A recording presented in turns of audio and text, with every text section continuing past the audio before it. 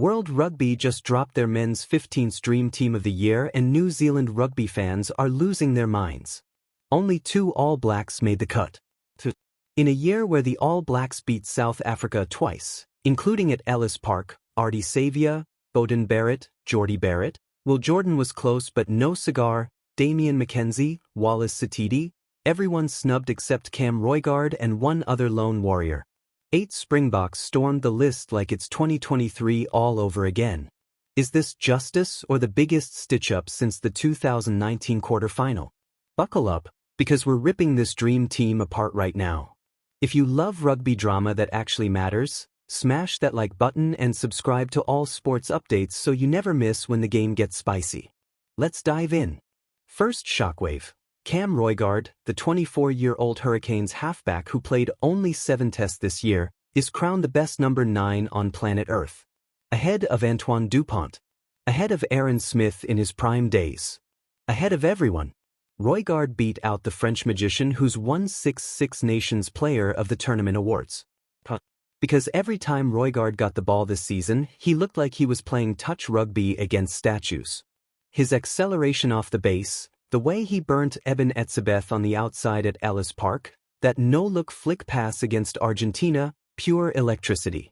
World Rugby voters saw the same thing we did. A kid who's already the fastest halfback alive and he's only getting started. Roigard didn't just make the team, he made the throne his own. Now the second All-Black survivor, Will Jordan at fullback.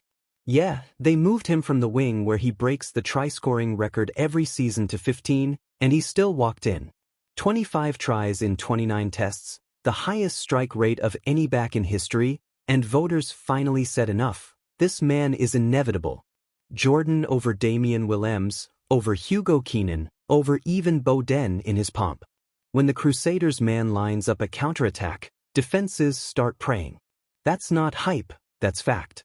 But here's where the blood pressure spikes. Ardie Savea, the reigning World Rugby Player of the Year, the guy who carried the All Blacks on his back for 3 seasons straight, didn't even get a bench spot. Nada.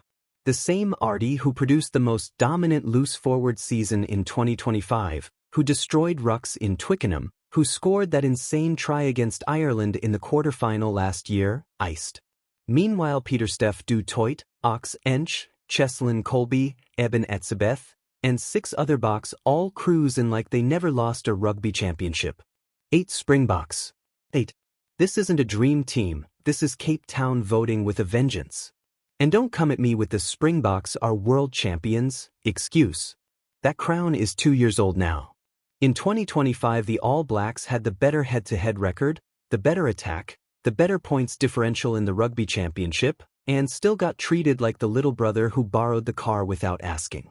Beauden Barrett, the architect of 2 World Cup wins, snubbed at 10 for Handré Pollard who barely played 10 minutes of running rugby all year. Jordie Barrett, the most complete centre in the game, overlooked for a Bok midfield that got carved up by Ireland and England. Wallace Satiti, the find of the year, not even in the conversation. Something smells off. Look at the numbers cold. The All Blacks scored more tries than any Tier 1 nation this year. They had the best attack in the Rugby Championship. They beat the Boks home and away. Yet somehow the voters decided South Africa's bomb squad and mall merchants deserve more than double the representation. Either the All Blacks attack is suddenly overrated, or someone's still salty about that Ellis Park night when Roigard and Jordan ran riot and the green and gold left the field in tears. Here's the real conspiracy angle nobody's saying out loud.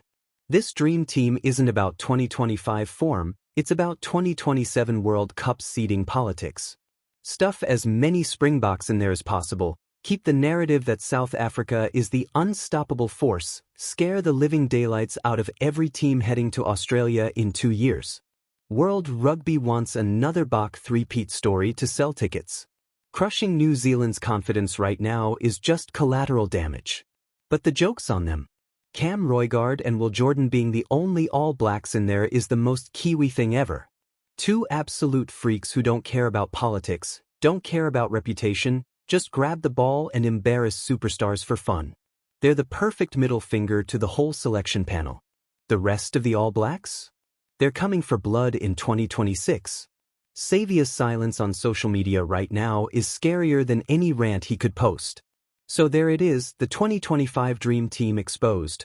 Half genius, half vendetta. Roigard and Jordan rightfully crowned, everyone else either robbed or rewarded for reputation.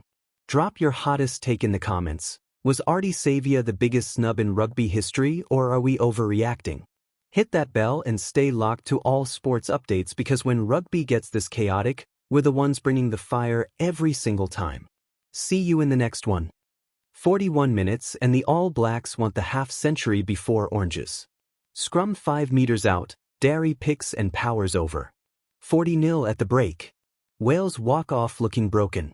Cameras catch Gatland staring at the turf like he's trying to find the answers written in the grass. There are none. Second half starts and New Zealand barely drop a gear. 3 minutes in, Jordan grabs his hat-trick on the end of a sweeping backline move that starts inside their own half. 45. Then the subs bench decides it wants in on the fun. Cam Roigard snipes from the base, 52 points in 48 minutes.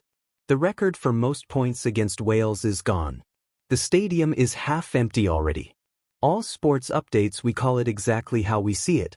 Wales finally get on the board in the 55th when North barges over from close range, but the celebration is muted.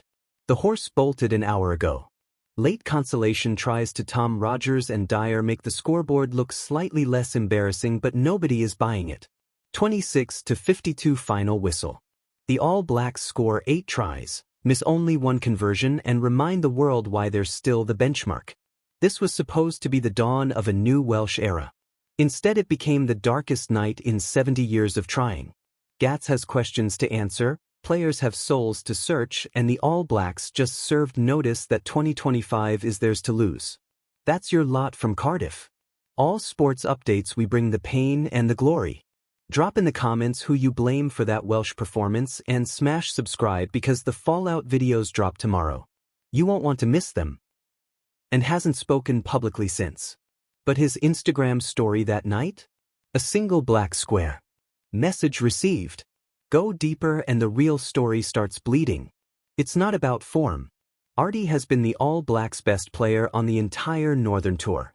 Carries like a freight train, turnover count through the roof, leadership off the charts. So why? Word is Razor wants to blood the next generation before the 2027 World Cup. Luke Jacobson gets the blindside jersey. Wallace Satidi packs down at 8, Ethan Blackadder on the bench.